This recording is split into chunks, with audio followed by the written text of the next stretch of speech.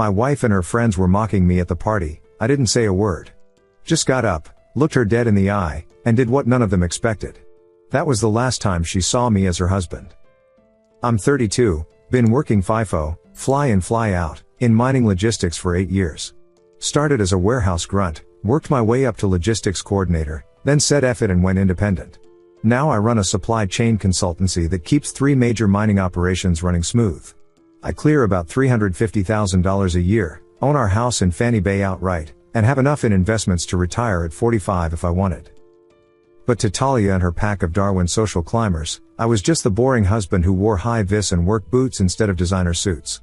The guy who'd rather spend his hour fishing at Binno Harbor than sipping overpriced cocktails at the waterfront. Talia's 29, works as a tourism development officer for the NT government. When we met 6 years ago, she was this sweet girl from Catherine who wanted to make it in the big city of Darwin. I fell for her ambition, her drive. What I didn't realize was that her ambition had all to do with her career and everything to do with climbing Darwin's incestuous social ladder. The change was gradual. First it was the weekend brunches at Parap markets with her new work friends. Then the charity galas, the racing carnival events, the constant need to be seen at the right places with the right people. I went along with it at first. Figured it made her happy, and when you're gone 2 weeks out of every month, you want your woman happy when you're home. Her core group consisted of 3 women who made mean girls look like saints. Bianca, the ringleader. Married to Rohan, who owns a luxury boat charter business in Cairns. The kind of woman who judges people by their postcodes and thinks Nightcliff is practically the ghetto. Shay, the gossip. Husband's a FIFO electrician making bank, but she tells everyone he's in upper management. Spends his money faster than he can earn it. Jasmine, the follower. Recently divorced, desperate to stay relevant in the group. Would sell her grandmother for an invite to the right party. These women corrupted my wife. Or maybe they just revealed who she really was. The first red flag I ignored was about a year ago. I came home from site early and overheard her on the phone. No, he's still away. Thank God. I need a break from pretending to be interested in his boring mind stories. I should have confronted her then. Instead, I started paying attention. The credit card statements showed flights to Cairns when she was supposedly at work conferences. The phone bills showed hundreds of texts to a number I didn't recognize. Her social media was full of photos from places she never mentioned visiting. But I'm not an emotional man. I don't do jealous rages or confrontations. I'm a logistics coordinator. I plan. I execute. I deliver results. So I hired a private investigator. Cost me $5,000 but worth every cent. Within 2 weeks, I had photos of Talia and Rohan, Bianca's husband, at the Cairns Marina, kissing on his yacht. Videos of them checking into the Pullman. Text message logs where she called me the human ambient and joked about divorce, just waiting for the right time to maximize the payout. The pie also uncovered something interesting. Rohan's business was hemorrhaging money. He was keeping up appearances but was about 3 months from bankruptcy. Talia was effing a broke man pretending to be rich while married to a rich man she thought was boring. The irony was delicious. I sat on this information for 3 more weeks. Went to work, came home, played the dutiful husband. Even increased my life insurance and made sure she was the beneficiary. I wanted her to feel secure while I planned her destruction. Then came our 5th anniversary. Talia insisted on hosting a party at our house. Invited about 40 people, mostly her crowd. I paid for everything, the catering from Pee-wee's, the premium bar setup, even hired wait staff. Spent about $8,000 all up. I wanted her to have the perfect night. The party was in full swing when I stepped outside for a smoke. I don't smoke, but I needed an excuse to hover near the outdoor area where Talia and her crew had congregated. That's when I heard it. Bianca, I still can't believe you married him. He's so basic. Talia, tell me about it. Last week he got excited about a new hard hat. A effing hard hat. Shay, at least he makes good money. Talia, money isn't everything when you're married to human Valium. He thinks taking me to the Mindel beach markets is romance. I'm 29, not 59. Jasmine, why don't you just divorce him? Talia, I'm working on it. Rohan's been helping me understand my options. Did you know if I wait until we hit 7 years, I get better settlement terms? Plus, I need to move some assets around first. Bianca, Rohan's so good with financial advice. They all laughed. Bianca laughing about her husband helping my wife plan to divorce me. The same husband who was balls deep in my wife every time she went to Cairns. Talia, the saddest part? He actually thinks I love him. Sends these pathetic texts from site about missing me. I'm like, dude, I'm counting down the days until you leave again. Shay, mine's the same. They're all the same. Basic provider types who think bringing home a paycheck makes them kings. Talia, exactly. And the SX. Christ. 2 minutes of missionary and he thinks he's rocked my world. Rohan does this thing with his. I'd heard enough. I didn't storm in. Didn't make a scene. I walked back through my house, looked at all these people drinking my champagne, eating my food, and smiled. The kind of smile a crocodile gives right before it death rolls. I found my lawyer mate Scotty near the bar. Pulled him aside. Hypothetically, I said, if someone wanted to protect their assets before a divorce, what would you recommend? Scotty gave me a long look. Hypothetically? Move fast. Queensland's de facto laws are complex, but if your name's on everything. It is. Then hypothetically, you'd want to act before any separation is official. Once you're legally separated, asset division becomes complicated. I bought him a drink and got to work. While Talia played hostess, I was in my home office executing a plan I'd refined over 3 weeks. 10:47 p.m. Transferred $340,000 from our joint accounts to my personal account. Left $500 so the accounts wouldn't auto-close. 10:52 p.m. Cancelled all credit cards where I was the primary holder and she was authorized user. 11:05 p.m. Changed the locks order on my phone, scheduled for 8 a.m. next morning through a 24-hour locksmith. 11:15 p.m. Logged into our investment portfolio and sold her beneficiary portions, transferring proceeds to my solo account. 11:24 p.m. Emailed my HR department removing her as my insurance beneficiary, effective immediately. 11:35 p.m. Sent the PI's complete file to Bianca from an anonymous email. Photos, videos, text logs, everything. Subject line, your husband and Talia, Cairns Marina, room 512, every second Tuesday. 11:43 p.m. Did the same to Rohan's business partners and major creditors, adding a note about him using charter funds for personal expenses. 11:50 p.m. Filed for divorce electronically through the Federal Circuit Court website. Australia's no-fault divorce meant I didn't need to cite adultery, but I attached the evidence anyway for property settlement purposes. By midnight, while Talia was fake laughing at someone's story in my living room, I'd systematically dismantled our entire life together. The next morning was beautiful. I woke at 6 a.m., made myself coffee, and sat on the deck overlooking the harbor. Talia was passed out, still in her party dress, makeup smeared across my $200 pillowcase.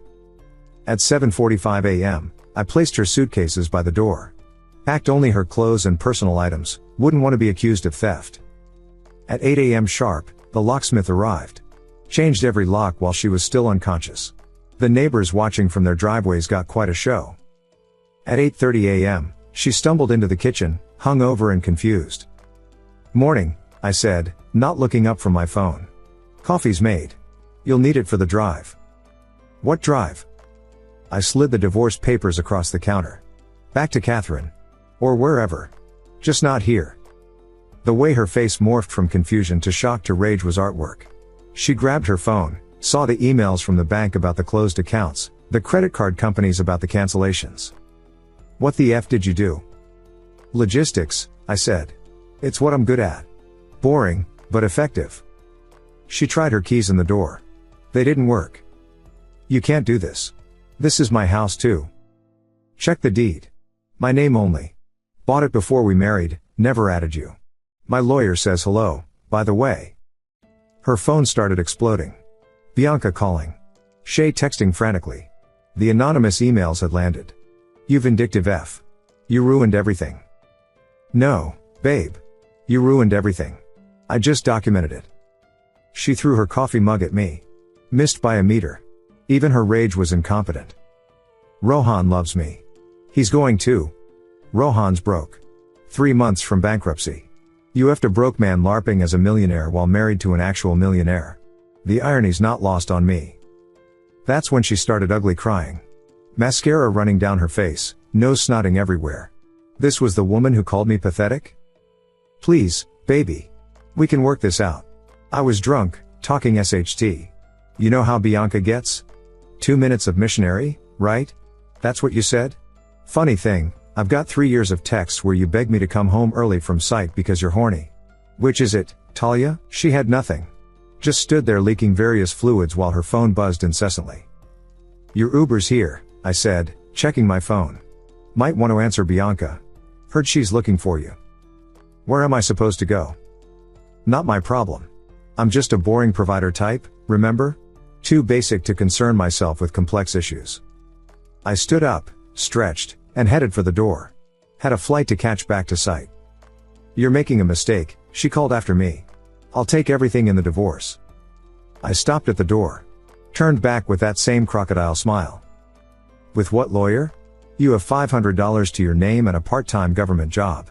I have documentation of adultery, financial fraud, and asset hiding. But hey, give it a shot. I hear legal aid is wonderful this time of year. The last thing I saw before closing the door was her standing in my kitchen, not our kitchen, my kitchen, looking like a drowned rat, holding divorce papers, with her entire world crashing down around her. The Uber driver had to help her with her bags. She was crying too hard to manage alone.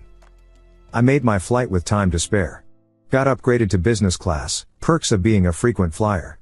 Sipped champagne at 30,000 feet while my phone logged her increasingly desperate calls. 47 missed calls? Try 247. All blocked now. That was 3 days ago. Since then, I've heard through the mining gossip network, it's worse than a hair salon, that Talia's living with her parents in Catherine, Bianca's filed for divorce, Rohan's business partners have frozen his accounts pending investigation, and Shay's husband found out about her own side piece after the scandal made everyone paranoid. One domino. That's all it took. Push one, watch them all fall. They called me soft. Boring. Pathetic. Too basic. A provider type who thought his paycheck made him king. They were half right. I am a provider. I provided Talia with a lifestyle she couldn't achieve on her own. I provided Bianca with the truth about her husband. I provided Rohan with the exposure his creditors needed. I provided consequences for actions. What I didn't provide was the weak submission they mistook my silence for. I'm typing this from my donga, about to start a 12-hour shift coordinating supply runs to 3 different sites. Tomorrow, I'll do it again. And again. Because that's what I do. I work, I plan, I execute. Boring? Maybe. Effective? Absolutely. Pathetic? She can ask me that from her childhood bedroom in Catherine, checking her bank balance of $500, waiting for legal aid to return her calls. Silence wasn't submission. It was patience. And patience, as any good predator knows, is just another word for hunting. Update 1, 3 days later. G'day legends. Didn't expect this to blow up like a gas leak at a refinery. Figured I'd update you mob on the absolute SHT storm that's unfolded since I posted. First off, to everyone saying I should have communicated or tried counseling, respectfully, get effed. You don't negotiate with termites eating your house. You tent the place and gas them out. Now, the update. Remember how I said the mining gossip network is worse than a hair salon? Well, turns out my story spread through every FIFO camp from Darwin to Dampier. I've had blokes I've never met buying me beers in the mess hall, sharing their own stories. The brotherhood is real. But that's not why I'm updating. Talia's meltdown has reached Chernobyl levels of toxicity. Day 1 post-eviction. According to my mate who works at the Catherine police station, Talia showed up there claiming I'd illegally evicted her. The cops asked for proof of residency. She couldn't provide any because, surprise, her name wasn't on SHT. They told her it was a civil matter and to get a lawyer. With what money, love? She then tried to break into the house. My new security system, installed the day after she left, $5,000 but worth it, caught beautiful 4K footage of her trying to jimmy the sliding door with a butter knife while scream crying. Posted it to the boys' WhatsApp group. Comedy gold. Day 2. Bianca went nuclear. Turns out when you're a social climbing princess in Darwin and your husband's been effing your best friend, you don't handle it well. She showed up at Talia's parents' house in Catherine at 2 a.m., absolutely munted on white wine and rage. The resulting fight was so loud it made the NT news. Headline, Fanny Bay Affairs rock Catherine Street. Photo of Bianca being loaded into a divvy van while Talia's dad stands there in his undies looking confused. You can't make this SHT up. But here's where it gets interesting. Bianca, in her infinite wisdom, decided to air everything on Facebook. Not just the affair, everything. Including screenshots of their group chat where they'd been planning to milk their husbands dry in coordinated divorces. Shay's husband saw it. Jasmine's ex-husband saw it. Every husband in Darwin's FIFO community saw it. The fallout was immediate. Day 3. Rohan tried to call me 15 times. Finally answered on the 16th because I was bored. "Mate, you've ruined my life," he started. "Negative. You ruined your life. I just documented it. Bianca's taking everything." "What everything? You're broke, remember? Or did you forget while you were effing my wife on your about to be repossessed yacht?" Silence. Then, "How did you know about the repo?" "Logistics, champion. I track shipments for a living. You think I can't track financial records?" He hung up. Haven't heard from him since, but I did hear his yacht got repossessed yesterday. Bianca live streamed it on Instagram. She's petty as F and I respect it. The failed heist. This is my favorite part. Talia convinced Jasmine to help her break into my house to get her jewelry. Not just any jewelry, pieces I'd bought her over the years, worth about $30,000 all up. Two problems with this plan. I'd already moved all valuable items to a safety deposit box. My neighbor's a retired cop who loves drama more than his grandkids. Old mate Bill was on them like a dingo on a baby. Called the real cops while following them around the house with his phone recording, providing commentary like it's the effing Bathurst 1000. The blonde one's trying the bathroom window now, completely unaware it's been locked from inside. Oh, she's giving up, moving to the garage. That's bold strategy, Cotton, let's see if it pays off. It did not pay off. They got arrested. Talia spent 18 hours in the Darwin watch house before her parents bailed her out. Jasmine's still there, no one would post her bail. The work situation. Here's where I might have gone too far. But F it, play stupid games, win stupid prizes. I sent the pies report to Talia's boss at Tourism NT. Not the affair stuff, I'm not that petty. Just the parts showing she was claiming to be at work conferences while actually in Cairns. Turns out the NT government takes fraud seriously. Who knew? She's been suspended pending investigation. In the Territory Public Service, that's basically a death sentence. She'll be blacklisted from government jobs, and in Darwin, that's half the employment market gone. The legal battle that wasn't. Talia found a lawyer. Some ambulance chaser who took one look at my evidence file and told her she'd be lucky to walk away with the clothes on her back. My lawyer, meanwhile, is having the time of his life. He's talking about using this as a case study for his law students. The documentation I provided is apparently textbook perfect for asset protection. We offered her a deal, sign the papers, walk away clean, no pursuit of costs. Or fight it and risk paying my legal fees when she loses.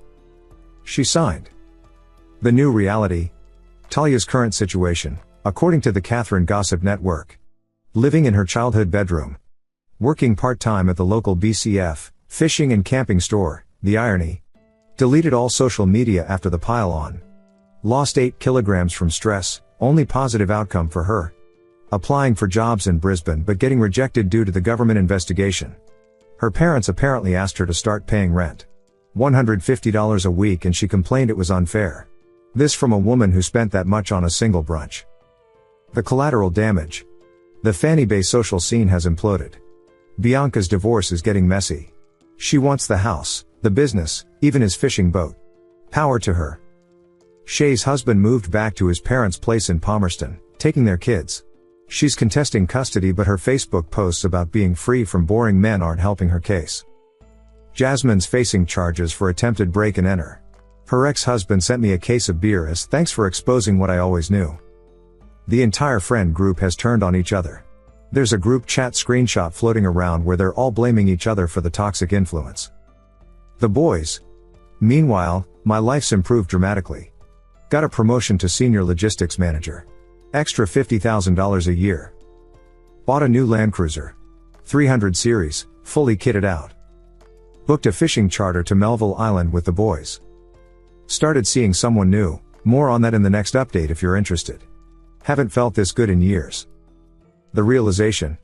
You know what the best part is? I've realized I wasn't happy for the last 2 years. I was just comfortable in my misery.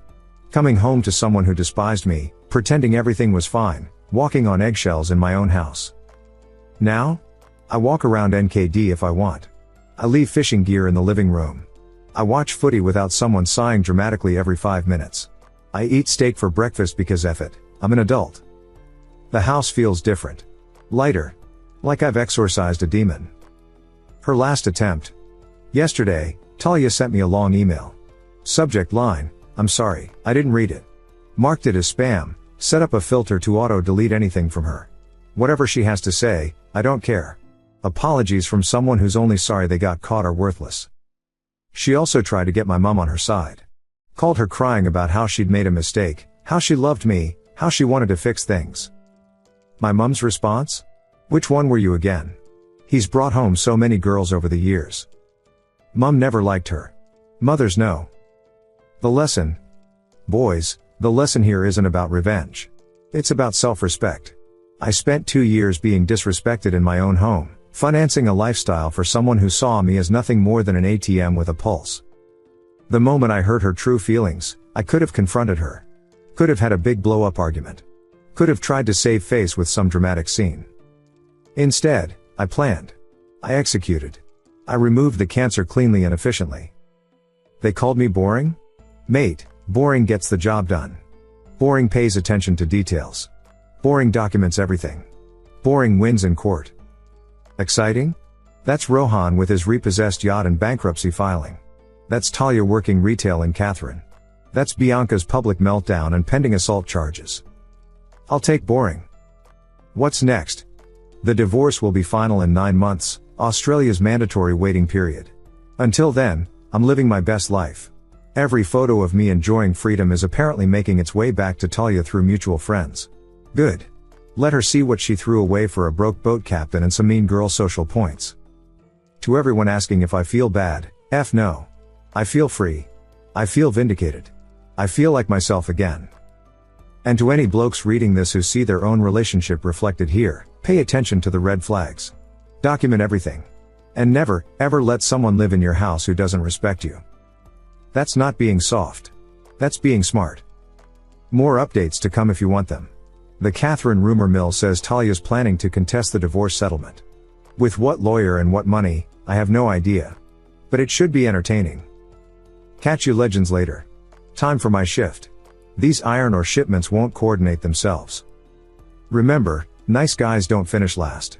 They finish with documentation, asset protection, and a clean exit strategy. Update 2, 2 weeks later. Alright you beautiful bastards, buckle up for another installment of how to properly dismantle a narcissist's life. First, cheers for all the support. Had beers bought for me at every airport between Darwin and Perth. The FIFO brotherhood is strong, and apparently, so is the F around and find out alliance. Now, on to the update that proves the universe has a sense of humor. The job market reality check. Remember how Talia got suspended from her government job? Well, the investigation concluded. Verdict, gross misconduct. Immediate termination. No severance. No references. In Darwin, getting fired from a government job for fraud is like getting banned from every pub in town, everyone knows, and no one wants to touch you. She applied for 47 jobs, her mum told my mum, who gleefully told me. Results? Tourism companies, position filled, code for we googled you? Hotels, not a good fit, code for we saw the NT News article? Retail, one callback from a servo in Humpty Doo, didn't show up to the interview? The best part? She listed me as a reference for 3 applications. The absolute audacity. I told each employer exactly why we divorced. 2 thanked me for the honest insight into the candidate's character. The social media meltdown. Talia reactivated her Instagram to tell her side. Big mistake. Huge. Her post was a novel-length rant about toxic masculinity and financial abuse and how I'd trapped her in a prison of mediocrity. She actually used the phrase my truth unironically. The comment section turned into Gallipoli. Sis, you cheated. That's not toxic masculinity, that's consequences. 847 likes. Financial abuse? You were spending his money on trips to F another man, 1,2k likes. Prison of mediocrity? You're working at BCF in Catherine, 2.3k likes. My personal favorite came from Scotty's wife, mediocrity? This man coordinates logistics for 3 major mining operations. You coordinate nothing but excuses. She deleted it after 4 hours. The internet, however, is forever. Screenshots circulated through every WhatsApp group in the territory. The new girl situation. Remember I mentioned I was seeing someone? Time for that update. Her name's Priya. Corporate lawyer specializing in mining contracts.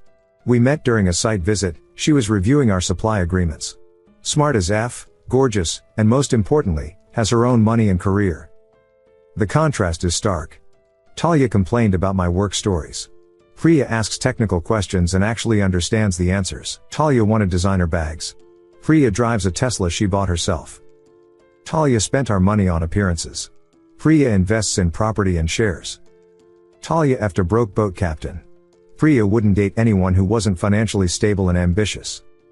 We're taking it slow, but F me, it's nice being with someone who sees you as a partner, not a wallet. The intersection incident. Last weekend, I was in Darwin for R&R. Stopped at the Casuarina shops with Priya to grab supplies. Walking through the car park when I hear, "Oh my God, is that you?" Talia. Standing next to a beaten-up Camry with Catherine plates, looking like she'd aged 5 years and 2 weeks. Retail uniform, no makeup, hair in a messy bun that wasn't intentionally messy. I kept walking. Priya, sensing drama, locked step with me. "Don't you dare ignore me," Talia screeched. "You ruined my life." I stopped. Turned. Smiled that crocodile smile.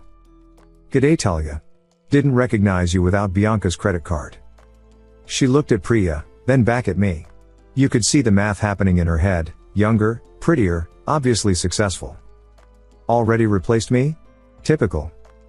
Priya, God bless her, stepped forward. "Replaced implies you had value to begin with. From what I understand, you were more like a parasite that got removed." The noise Talia made wasn't human. Somewhere between a screech and a sob. She started ranting about how I was a narcissist, an abuser, a manipulator. Security was already approaching. Turns out screaming in a car park about your ex while looking unhinged gets attention. As they escorted her away, she yelled, "I'll get what's mine. My lawyer says." "What lawyer?" I called back. "The one who dropped you when the retainer check bounced?" Last I saw, she was ugly crying while a security guard took down her details for a banning notice. Casuarina is the only decent shopping center in Darwin. That's gotta sting. The family fallout. Talia's family has completely turned on her. Her brother reached out to apologize for her behavior. Told me some interesting facts. She'd been bragging about her exit strategy for over a year. Showed her family photos of Rohan's yacht, claiming it would be hers soon. Had already picked out a house in Cairns she'd buy after the divorce settlement. Told her teenage cousins that marrying for money was smart business. Her parents are charging her $200 a week rent now. She complained to the family group chat that it was exploitation. Her dad replied with a screenshot of the average rental prices in Catherine. Ice cold. The Rohan epilogue. Speaking of the boat captain, he's effed. Properly, thoroughly effed.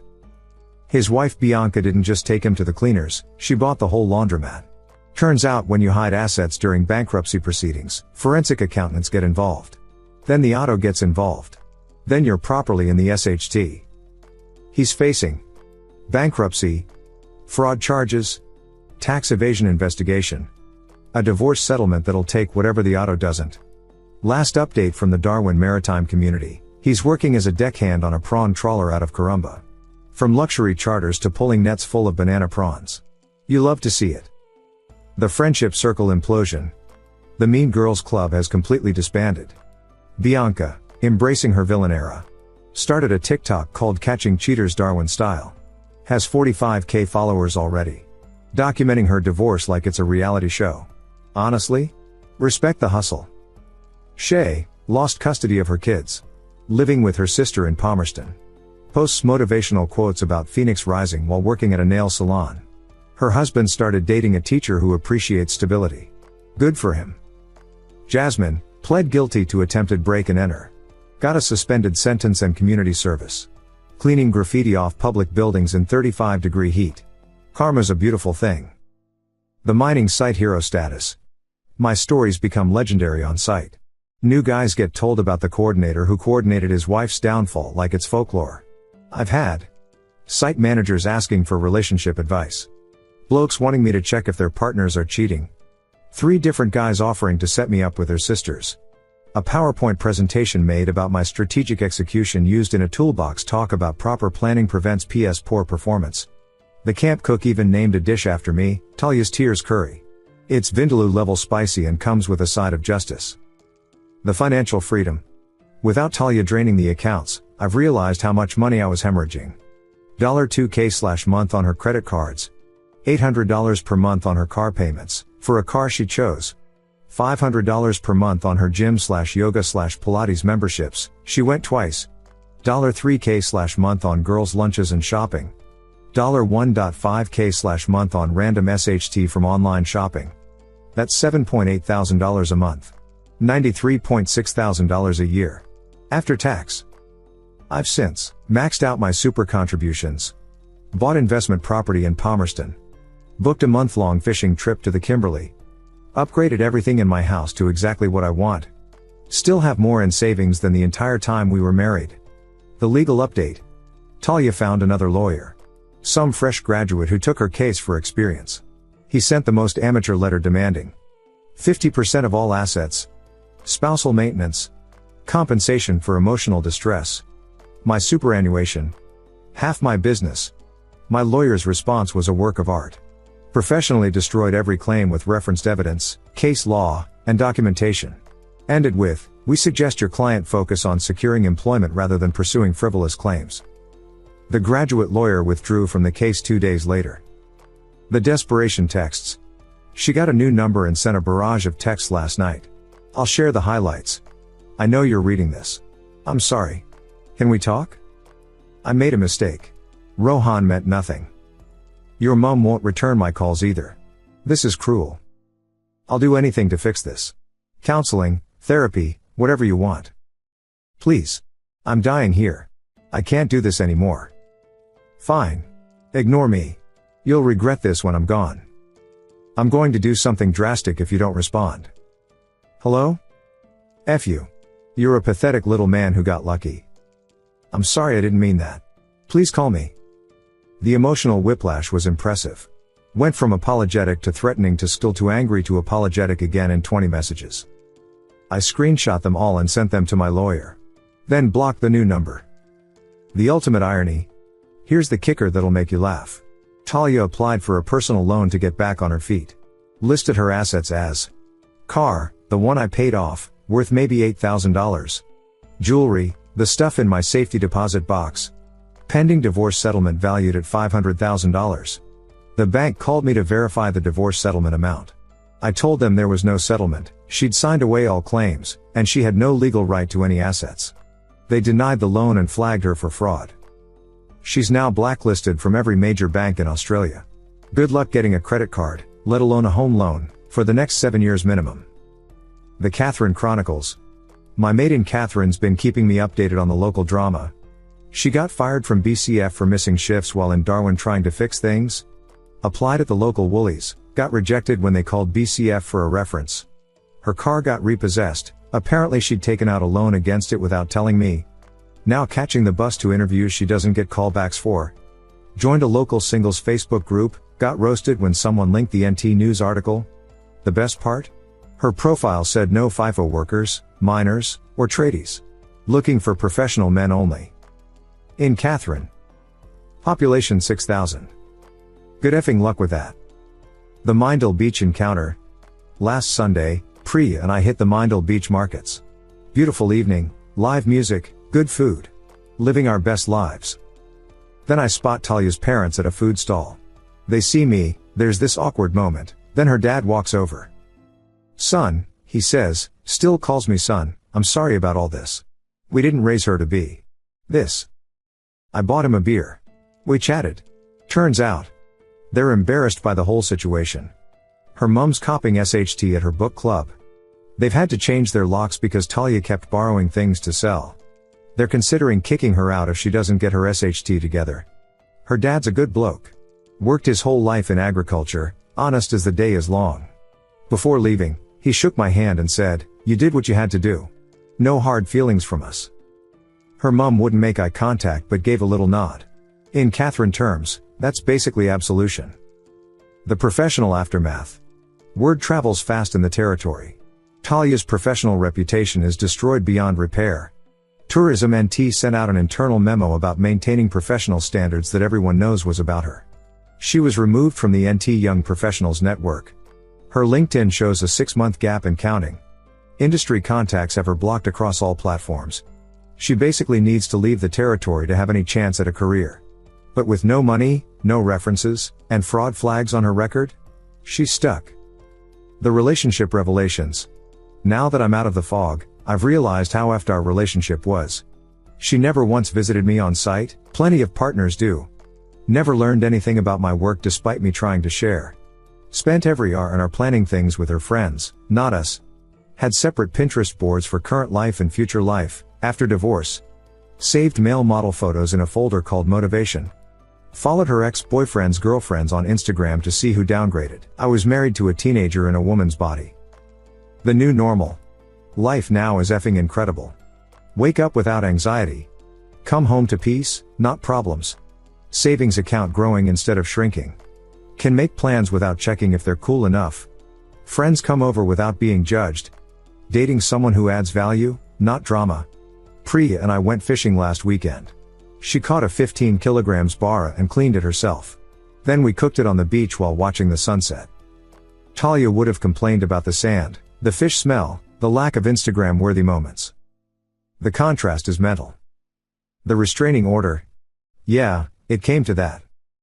After the Casuarina incident and the SCD baiting texts, my lawyer recommended getting a DVO. The magistrate granted it immediately based on the attempted break-in, the harassment via multiple phone numbers, the public confrontation, the threats of self-harm as manipulation. She's now legally required to stay 100 meters away from me, my home, and my workplace. She contested it. Showed up to court in an outfit that screamed I googled what to wear to court. The magistrate took one look at the evidence and extended it to 2 years. Her lawyer, another legal aid rookie, actually facepalmed when she started ranting about injustice in court. The business expansion. Here's the positive update, my consultancy's cling it. Turns out, the story of how methodically I handled my personal crisis impressed some big players. Got approached by 2 major mining companies wanting someone who pays attention to details and executes flawlessly. Landed contracts worth $2.8 million over 3 years. Hired 2 junior coordinators and an office manager. Registered a proper company. Even got office space in Darwin CBD. The business cards say CEO. From boring provider to chief executive. Talia would spew. The Talia Job Watch. Latest update on her employment adventures. Caught lying on her resume about her government role. Failed a pre-employment substance test, started smoking weed apparently. Got a job at a roadhouse, quit after 2 days claiming it was beneath her. Currently unemployed going on 4 months. Centerlink payments are her only income.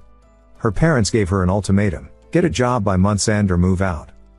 She posted on Facebook about toxic family dynamics and lack of support systems. Her mom commented, support? We're charging you less rent than your phone bill costs. Get a job. Public family drama. You hate to see it. The mining camp legend status. The stories evolved on site. New versions include: I'm secretly a spy who used government training to destroy her. I hired international hackers to drain the accounts. I have dirt on every cheating spouse in Darwin. I run an underground network helping blokes escape bad marriages. I don't correct them. The mythology is hilarious. One driller asked if I could do the same thing to his ex. Told him I'm retired from the wife destruction business. He looked genuinely disappointed. The full circle moment. Remember the anniversary party where I overheard everything? Ran into one of the guests at the airport last week. Sheila from Talia's work. She apologized for being there, said she had no idea what was happening. Then dropped this gem.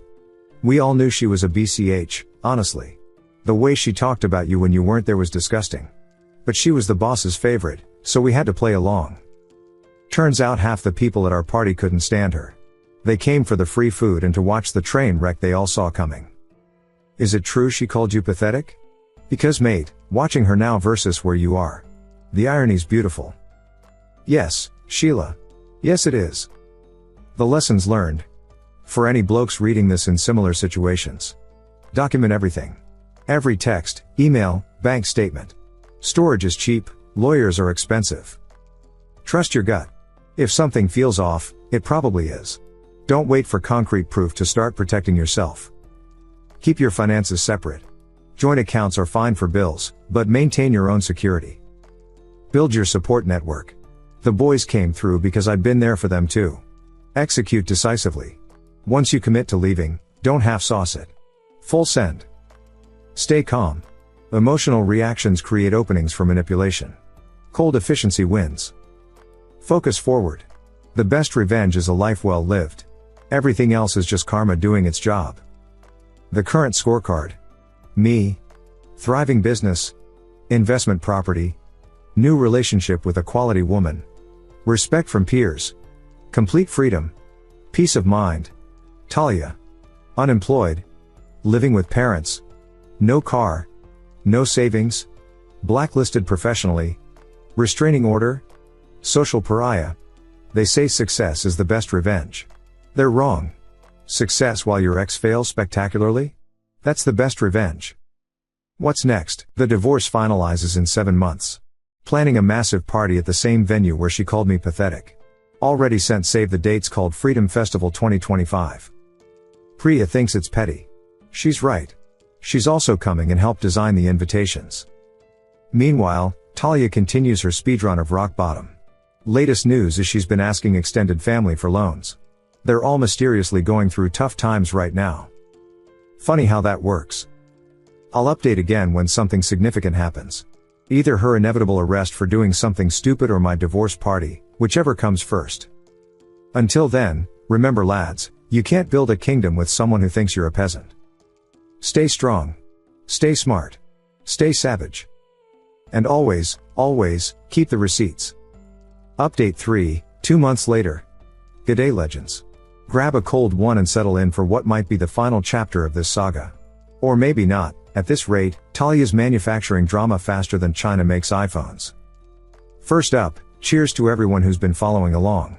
Had blokes from all over Australia reaching out with their own stories.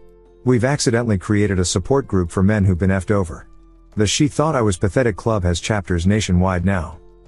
Now, let's dive into 2 months of pure, concentrated karma. The rock bottom basement had a basement.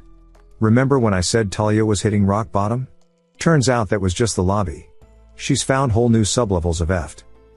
After getting kicked out of her parents' place, yeah, she couldn't even hold down living at home. She's now couch surfing between distant relatives who all mysteriously need her to leave after 3 to 4 days. Her latest living situation? A caravan park outside Catherine. Not even a nice one. The kind where people live permanently because they've got nowhere else to go. $180 a week for a van that's older than she is. The girl who wouldn't stay in hotels without infinity pools is now shitting in a communal toilet block. The employment saga, director's cut. Her job search has become performance art. Week 1, applied to be a mine site administrator. Listed expert in relationship management as a skill. They Googled her. Next. Week 3, interview at a Darwin marketing firm. Arrived 40 minutes late because she got lost. It was on Mitchell Street, the main effing road. Told them she deserved $95,000 starting salary. They're still laughing. Week 5, got a trial shift at a cafe in Catherine. Told customers she was too qualified for this and spent more time on her phone than serving. Lasted 3 hours. Week 7, hired by a call center. Quit on day 2 because it was soul crushing. That's rich coming from someone who crushed my soul for 2 years. Week 8, currently doing cash in hand cleaning work. The same woman who hired a cleaner for our 3-bedroom house because vacuuming was exhausting is now scrubbing other people's toilets for $20 an hour. The restraining order violation. Oh, this is the good bit. Talia decided the restraining order was advisory only and showed up at my office. In Darwin CBD. In the middle of the day. With witnesses everywhere. She walked past the reception, who immediately called security and police, burst into the conference room where I was meeting with clients, and announced, "We need to talk about our future." Our future? We don't have a future. We don't even have a past anymore. I've had that SHT surgically removed from my memory. Security arrived in 2 minutes. Police in 5. She was in handcuffs in 6. The clients, 2 mining executives from Perth, watched the whole thing like it was dinner theater. After she was dragged out screaming about true love and second chances, one of them said, Mate, we were skeptical about the expansion plans, but anyone who can handle that chaos can definitely handle our logistics. Signed a $4.2 million contract extension on the spot. Thanks for the commission boost, Talia. The court appearance. Breaking a DVO in the NT isn't a joke. Judge gave her two options. 30 days in jail, 200 hours community service and mandatory counseling. She took option 2. Now she's picking up rubbish along the Stewart Highway in 38-degree heat wearing a bright orange vest that clashes with everything.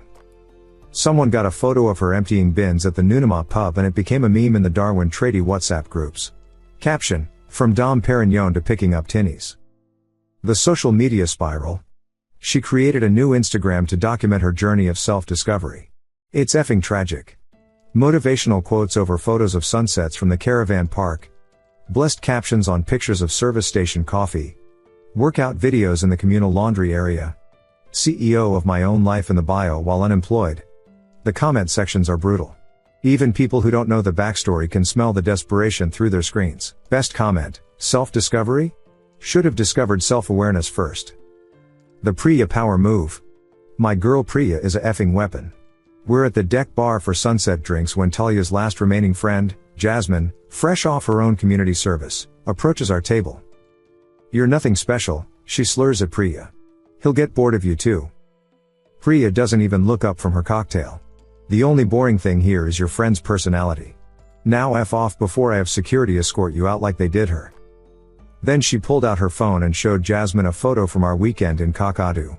This is what not being boring looks like. Run along now.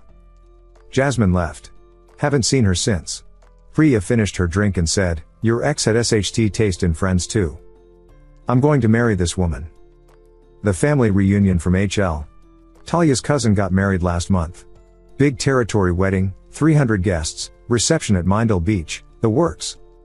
Apparently, Talia wasn't invited but showed up anyway. In a white dress. To someone else's wedding. The bride's dad, built like a road train and twice as angry, physically removed her before she made it to the ceremony. But not before half of Catherine saw her getting tossed out while screaming about family loyalty. The wedding photographer caught it all. The bride selling the photos to cover honeymoon costs. Entrepreneurial. I respect it. The Rohan update. Remember the boat captain? He's having his own crisis. Lost his commercial skipper's license after the bankruptcy fraud investigation. Can't work maritime jobs, which in Darwin is like being a banned boxer. Last spotted working at a servo in Humpty Doo. His Instagram went from luxury lifestyle to grinding never stops real quick. The best part. He messaged me on LinkedIn asking if I had any logistics work available. The effing audacity. I screenshotted it and sent it to the boys group chat. We're still laughing. The mining site Victory Lab. Took Priya to site for a family day event. Introduced her to the boys who've been following this saga since day one. Cookie made a special cake. Congratulations on taking out the trash. The site manager gave a speech about efficient waste removal, both industrial and personal. Even the indigenous crew got involved, with old mate Tommy saying, brother, you didn't just dodge a bullet, you dodged a whole effing airstrike. Priya handled it like a champion. Cracked beers with the boys, shared her own stories about Talia's attempted manipulation, and even won the mechanical bull competition. One of the operators summed it up, mate, you traded a Datsun 180B for a effing Lamborghini. The business boom. The expansions exceeding all projections. Opened a second office in Perth. 15 full-time employees. Contracts with every major iron ore operation in the Pilbara. Annual revenue projecting $8.5 million.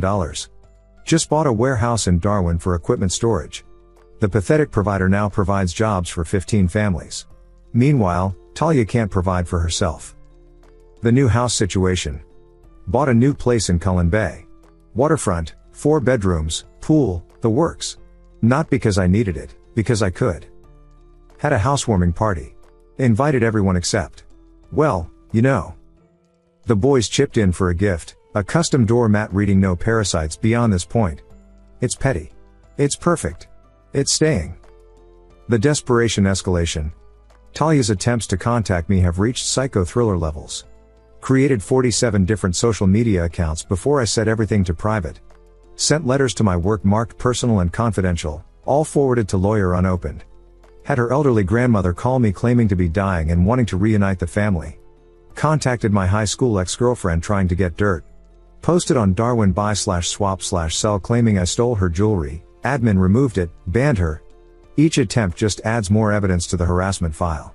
My lawyer's considering publishing it as a textbook example of what not to do post-breakup. The mental health card. Her latest strategy?